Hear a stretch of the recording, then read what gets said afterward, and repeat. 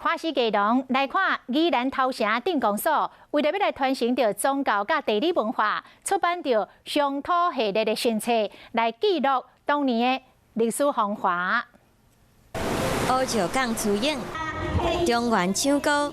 来到宜兰头城，你想到的敢干那只？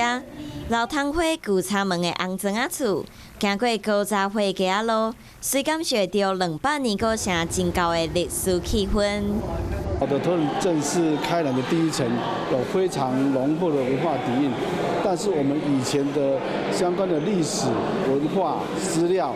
的保存都非常的零散。为了延续地方的文化，头城镇公所出版庙史篇和地理篇乡土册，除了利用科学方式建立地理资料库，专家学者阁亲身行过在地247间庙史。不过麻烦的是，这庙史历史真久，不过阁无文献记载。敢若问庙公，敢若嘛无妥当。你比如讲吼，拢讲吼，今仔甲你讲吼200年，明仔再甲你讲250年啦，所以必须要做田野调查。两本新册唔但看得到头城的历史和宗教，嘛希望会使鼓励后辈向前看，勇敢开创在兴开兰的车影。